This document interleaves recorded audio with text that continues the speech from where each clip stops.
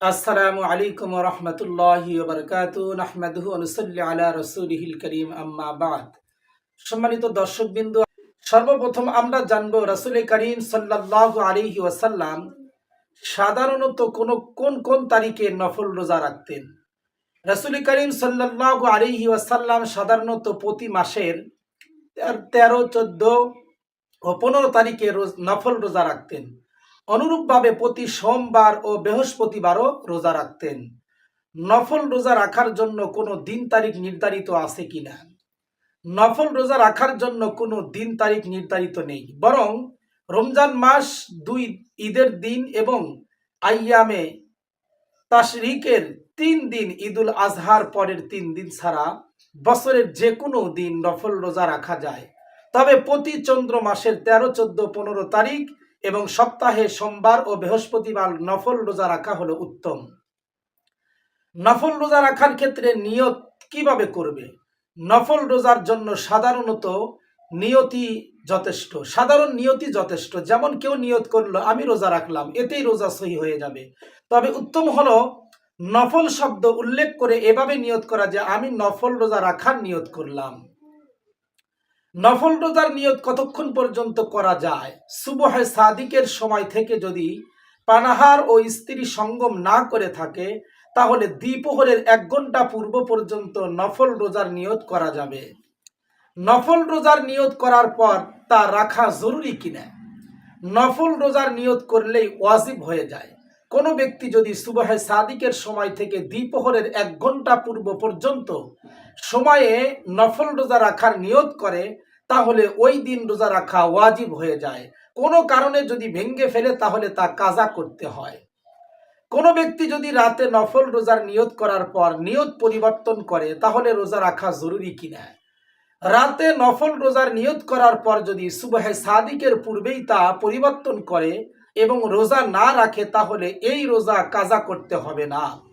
মহিলাদের জন্য নফল রোজা রাখার ক্ষেত্রে স্বামীর অনুমতি জরুরি কিনা? মহিলাদের জন্য স্বামীর অনুমতি ব্যতীত নফল রোজা রাখা জায়েজ নেই। যদি কোনো মহিলা স্বামীর অনুমতি ছাড়া নফল রোজা রাখে, এরপর স্বামী তাকে রোজা ভেঙে ফেলতে আদেশ করে, তাহলে মহিলার জন্য রোজা ভেঙে ফেলা জায়েজ আছে। পরবর্তীতে স্বামীর অনুমতি ক্রমে উক্ত রোজা কাজা করে নেবে। মেহমানের খাতিরে নফল রোজা ভেঙে দেওয়া জায়েজ হবে কিনা? মেহমানের সাথে খানার শরিক না হওয়ার কারণে মেহমান যদি কষ্ট পান তাহলে মেহমানের খাতিরে নফল রোজা ভেঙে তার সাথে খানায় শরিক হওয়া জায়েজ আছে।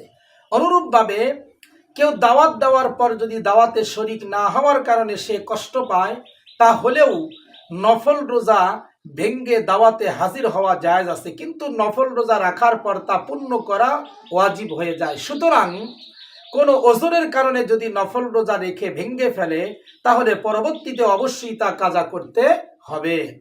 ঈদের দিন নফল রোজা রাখা যাবে কিনা?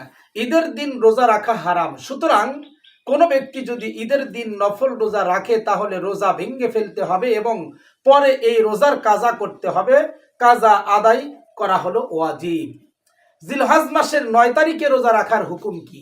জিলহজ মাসের 9 তারিখে রোজা রাখা মুস্তাহাব। হাদিস শরীফে এর ফজিলত বর্ণিত আছে। যে ব্যক্তি জিলহজ মাসের 9 তারিখে রোজা রাখবে তার বিগত 1 বছর এবং আগামী 1 বছরের গুনাহ মাফ হয়ে যাবে। শাওয়ালের মাসের 6টি রোজা পালনের ফজিলত জানতে চাই। হাদিস শরীফে বর্ণিত আছে, হযরত আবু আইয়ুব আনসারী রাদিয়াল্লাহু তাআলা আনহু থেকে বর্ণিত, রাসূল করিম সাল্লাল্লাহু আলাইহি ওয়াসাল্লাম ইরশাদ করেছেন, যে ব্যক্তি রমজান মাসে ফরজ রোজা পালন করলো এরপর শাওয়াল মাসেও আরো 6টি রোজা রাখলো সে যেন সারা বছর রোজা রাখলো। সুবহানাল্লাহ। শাওয়াল মাসের 6 রোজা রাখার নিয়ম কি? এগুলো একসাথে লাগাতার 6 দিন রাখা জরুরি নাকি মাঝে মাঝে বিরতি দিয়ে রাখা যাবে? শাওয়াল মাসের 6 রোজা ধারাবাহিকভাবে একত্রেও রাখা যায়, আবার বিরতি দিয়েও রাখা যায়। যেভাবে রাখা হোক তা আদায় হয়ে যাবে এবং নির্ধারিত ফজিলত লাভ হবে। শাওয়াল মাসের 6 রোজা রাখার সময় যদি কোনো ব্যক্তি তার সাথে রমজানের কাজা রোজার নিয়ত করে তাহলে শাওয়ালের 6 রোজার আদায় হবে না রমজানের কাজা রোজা আদায় হবে? হাদিস শরীফে শাওয়ালের 6 রোজার যে ফজিলত বর্ণিত আছে তা পাওয়ার জন্য শাওয়াল মাসের মধ্যেই পৃথক 6টি রোজা রাখতে হবে। তাতে শাওয়ালের রোজা ব্যতীত অন্য কোনো কাজা রোজার নিয়ত করা যাবে না। যদি কোনো ব্যক্তি শাওয়ালের 6 রোজার সাথে রমজানের কাজা রোজার নিয়ত করে অথবা অন্য কোনো ওয়াজিব রোজার নিয়ত করে তাহলে রমজানের ওই কাজা রোজা বা ওয়াজিব রোজা আদায় হবে, শাওয়ালের 6 রোজা আদায় হবে না। হাদিস শরীফে বর্ণিত শাওয়ালের 6 রোজার ফজিলত পাওয়া যাবে না। সুতরাং শাওয়াল মাসের 6 রোজার ফজিলত পেতে হলে অন্য কোনো নিয়ত ব্যতি রেখে শুধুমাত্র শাওয়াল মাসের 6টি রোজার নিয়ত করেই রোজা রাখতে হবে। সম্মানিত দর্শকবৃন্দ, এ পর্যন্ত আমরা নফল রোজার গুরুত্বপূর্ণ কিছু মাসলা মাসাইল নিয়ে আলোচনা করলাম। আগামী পর্বে ইনশাআল্লাহ আমরা আশুরার রোজা সম্পর্কে জরুরি কিছু মাসলা মাসাইল নিয়ে আলোচনা করব ইনশাআল্লাহ। আমাদের সাথে থাকার জন্য ধন্যবাদ।